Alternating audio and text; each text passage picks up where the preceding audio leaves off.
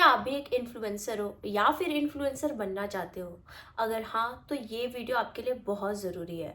आज मैं बात करने वाली हूँ उस सच्चाई के बारे में जिसके बारे में कोई बात नहीं करता। मैंने यूट्यूब पे सर्च किया बट मुझे कोई वीडियो नहीं देखा। इन्फ्लुएंसर्स के हिस्से का पैसा कौन खा रहा है? इन्फ्लुएंसर्स के हिस्से के पैसे आखिर जा कहाँ रहे हैं? इन्फ्लुएंसर्स को 10% मिल रहा है और 90% जो उसकी मेहनत का पैसा है वो कहाँ जा रहा है? कौन ले रहा है? वो बीच का बंदा आखिर कौन है? ऊपर ऊपर से ना सब कुछ बहुत अच्छा दिखता है कि इन्फ्लुएंसर की लाइफ कितनी अच्छी है, ये लोग कितने पैसे कमाते हैं, बट अंदर की जो रियलिटी है ना उसके बारे में खुल के कोई बात ही नहीं कर रहा है। कितनी मेहनत करते हैं यार इन्फ्लुएंसर्स, कंटेंट क्रिएटर्स, कंटेंट बनाना, आइडिया लिखना, शूट करना, एडिट करना, कैप्शन लिखना, अपलोड करना, इन उन्हीं की ऑडियंस, उनकी ऑडियंस की रीच, इतनी मेहनत से ऑडियंस बनती है। इतनी मेहनत करते हैं, डिजर्व कितना करते हैं? इतना मिलना, लेकिन मिल कितना रहा है? इतना, क्योंकि इतना कोई और बीच का बंदा खा ले रहा है।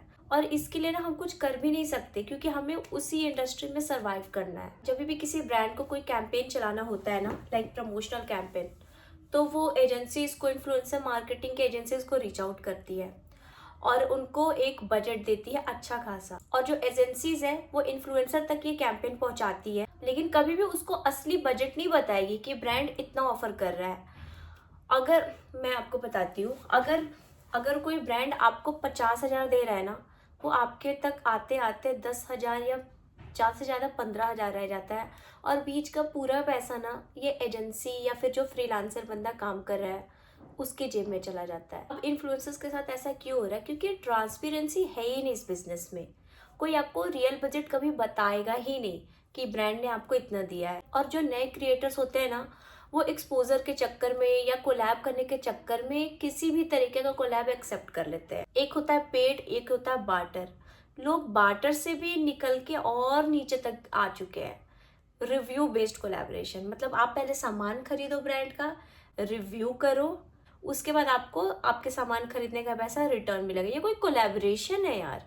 इसको तो पेड रिव्यू खरीदना बोलते हैं, लेकिन लोग इसको कोलैबोरेशन समझ के ऐसे भी कोलैब्स किए जा रहे हैं। आई मीन, नए क्रिएटर्स की गलती नहीं है, आई नो एक्सपोजर जरूरी है, बट कब तक? एक टाइम के बाद आपको अपने कंटेंट की वैल्यू याद रखनी होगी कि आप इतनी मेहनत कर रहे हो, क्यों मेहनत कर रहे हो? ऐसे फ्री में तो नहीं कर रहे हो ना।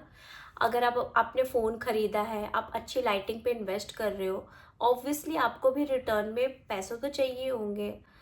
बट इतना ज़्यादा एक्सप्लॉइट किया जा रहा है ना नए क्रिएटर्स को स्पेशली, कि हम आपको कोलैब देंगे, ब्रांड के साथ काम करने का मौका मिलेगा, आपकी प्रोफाइल बनेगी, और बस जो नए क्रिएटर्स हैं उनकी बातों में आ जाते हैं। मैं इसलिए बोल रही हूँ क्योंकि मैं पीआर एजेंसी में काम कर चुकी हूँ।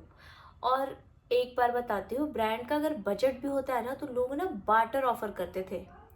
बार्टर ऑफर करने के लिए बोला जाता था मुझे इन्फ्लुएंसर्स को, एंड इन्फ्लुएंसर्स हाँ खुशी से एक्सेप्ट भी कर ले रहे हैं।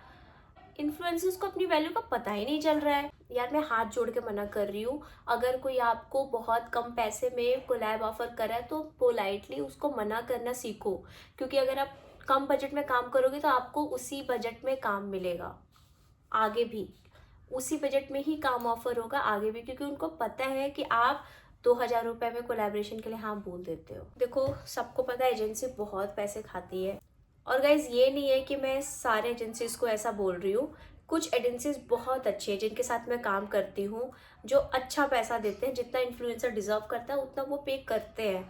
अगर आपको जानना है उस एजेंसी का नाम तो कमेंट कर देना, मैं दूसरी वीडियो में एजेंसी का नाम भी बता दूंगी।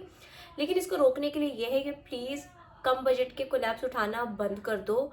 बार्टर ना बोलो, अगर तुम बिल्कुल न्यू हो तो बार्टर करो, लेकिन अगर अच्छे खासे आपके ऑलरेडी फॉलोअर्स है, व्यूज़ अच्छे जा रहे हैं, इंगेजमेंट अच्छे आ रही है, तो स्टॉप डूइंग फ्री का कोलैबोरेशन। प्लीज़ अपनी मेहनत को समझो, अपनी वैल्यू को समझो, और start charging for what you deserve. अगर आप भी मेरे वीडियो से रिलेट कर पा रहे हो, मेरे फ्रस्ट्रेशन को समझ रहे हो, तो प्लीज़ कमेंट में अपनी अपनी भी स्टोरीज बताओ अगर आपके साथ भी कुछ ऐसा हुआ है तो। And do not forget to subscribe my channel and like this video.